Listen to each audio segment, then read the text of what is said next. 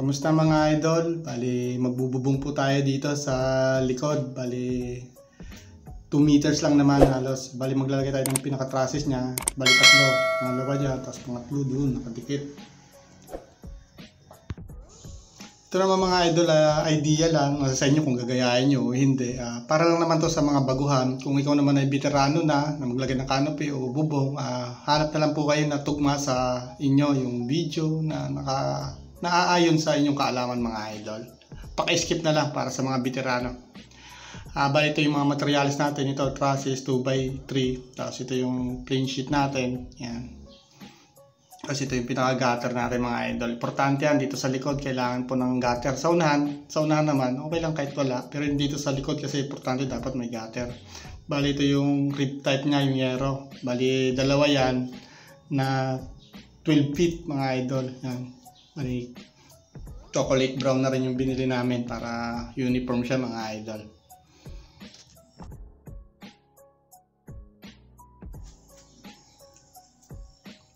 Yan, bali ito yung ating tubular GI 1.5 1x2. Pwede naman angle bar. Nasa sa inyo mga idol kung anong diskarte nyo, kung anong gagamitin nyo. Bali bago tayo magputol ng ating tubular mga idol, bali susukatin muna natin yung ating gutter. Yan. Yan, mula hanggang dito po. Yan. Bali 12 cm po mga idol. Bali ito po yung halimbawa yung pinaka-trusses niya natin mga idol. Yan yung sukat. Bali 180 tapos to 40. Yan yung dito niya banda 40 cm. Ito 180. Mula dito hanggang dito. Yung sa baba niyan mga idol ha. Yan, bali 200 cm po kasi yan o 2 meters po dito pag sa likod po ng Paragon. Ganun lang po talaga yung sukat. Parang hati lang po kayo nung kabilaan. Tapos itong 12 cm yan yung gutter natin. Yung 8, bali yan po yung ito. Pag nagsukat po tayo sa may yan dito sa may pinakahamba yan yan. Pag nagsukat kayo mga idol, wag dito. Yan, wag dito tutok dyan yung metro. Bali dito po. Yan ito. Yung may hamba na yan. Yan, bali gitnaan po kasi yan eh. Yan, bali yung yan dyan yung tututok. Wag dyan ha. Yan. Tapos ang sukat hanggang dito. Yan, bali 2 meters yan mga idol. Tapos doon dapat 2 meters din. Yan. Pero minsan medyo masikip o minsan hindi naman 2 meters. Bali hahatiin nyo talaga kabilaan mga idol. Bali diskartehan nyo na lang. Puurong po kayo para hindi rin po magreklamo yung kapitbahay nyo kung sakali. Bali dito mga idol, puputol na po tayo dito ng 180 cm. Nasa sa inyo po, pwede nyo pong bawasan ng 2 cm. Halimbawa, 178 cm. Pwede rin naman po yan mga idol. Di bali kayong umurong, wag lang po kayong sumobra dun sa kabila. Maliban lang ko talaga mga idol, yung sukat niya ay mahigit 2 meters. Yan, bali dapat kasi tag 2 meters kayo niyan, talikuran po kasi yan eh. Kaya kung mapapansin nyo mga idol, bali dalawa lang muna yung pinutol ko na 180 cm. Bali ang gagawin ko muna kasi na assembling kong pinaka-trusses niya. Dalawa lang muna. Bali kabilaan lang muna kasi gagawin ko eh. Ihuli ko na yung gitna.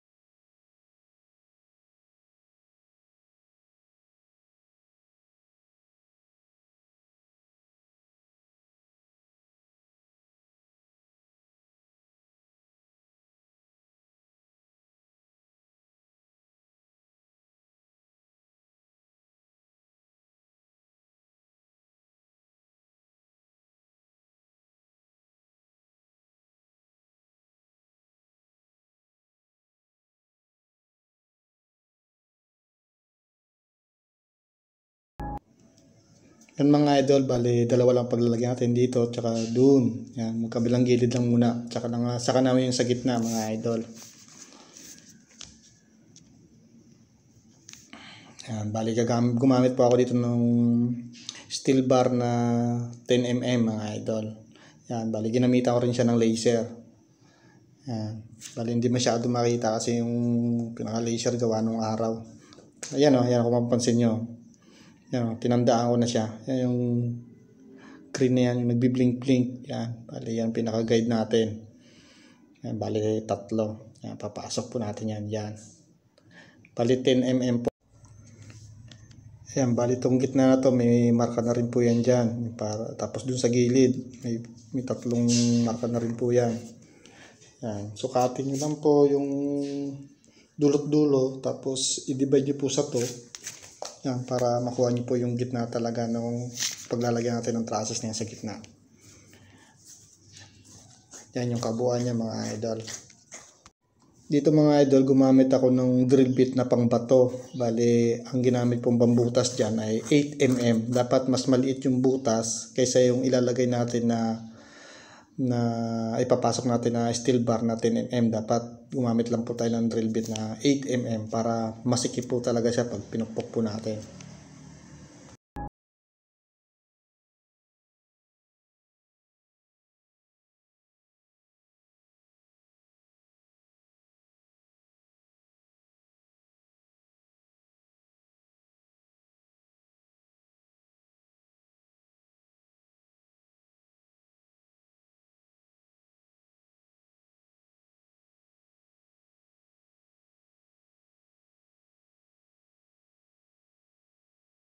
Bago natin po siya kakabit mga idol, gagamitan po natin siya ng level bar.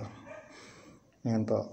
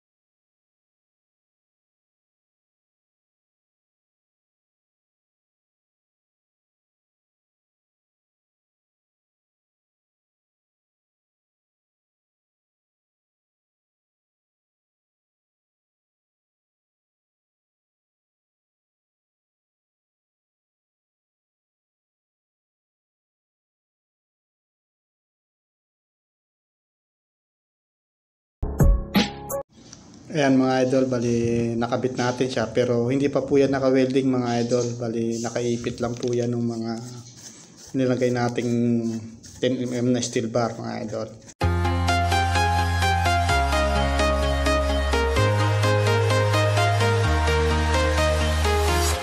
I'm walking alone, the streets are empty. The only thing I can see is my own silhouette. I'm getting stronger, step by step. The clock is ticking, but there's no time for regrets. I've been... Yan mga idol, bali di ko na napakita yung pag-welding ko kabilaan. Yan, bali nag-shortcut na po tayo. Naglagay ako ng C-par links po yan mga idol. Yan, bali yan, tinali ko po dito. Yan. Nakatali po siya dyan. Tapos dun sa kabila nakatali siya. Yan, para may patong ko tong sa gitna. Yan. Kaya po hinuhuli ko yan mga idol. Kasi nga, siyempre, kahit ako naman magpalitada ng pader niyan, hindi ko rin naman talaga ma-perfect yan. Minsan kasi dyan mga idol, lubog o bukol. Kaya minsan pag naglagay tayo ng gutter, ano siya, bali may lobo sa gitna o kaya naman, papasok siya. Kung halimbawa in-assemble na natin yung pinaka-trusses natin, yung para sa gitna. Kaya mga idol, lagi ko hinuhuli lagi yung gitna na yan para makuha ko talaga siya yung tamang sukat niya pag naglagay ako ng gutter. Hindi po siya medyo alon yung pinaka-gitna, hindi siya lubog o hindi naman siya lobo. ready to explore right up in the sky. I need you to listen, I need you to hear, and don't show any fear. I've been flying from town to town, from London to Taiwan. I've been all around the globe trying to protect your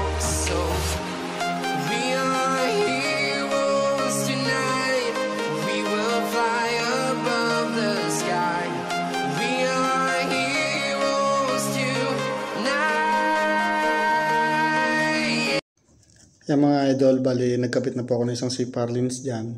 Yan, painuna ko yung bandang taas. Tapos sunod ko dyan yung dito sa may gitna. Yan. Bali huli na po natin itong tanggalin, itong nakatali na itong isang CPAP lens po na yan mga idol. Ipali yan ang huli po natin kakabit. Yan, bali lalagay tayo dito sa gitna.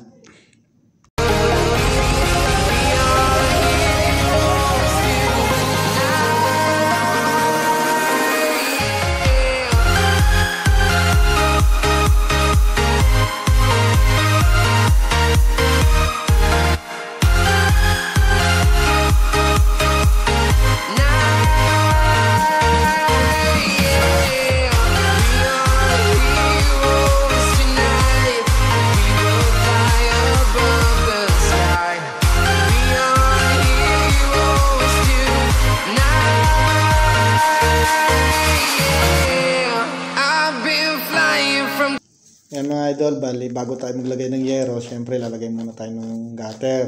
Yan, bali dyan po natin lalagay yun. Bali ito po yung gutter niya mga idol. Yan, dalawang 8 feet po yan mga idol. Bali hindi ko na po mapapakita kung paano ko nailagay yung gutter mga idol. Gawa nung nalobat po kasi yung cellphone ko, kaya hindi ko na po siya na-videohan mga idol.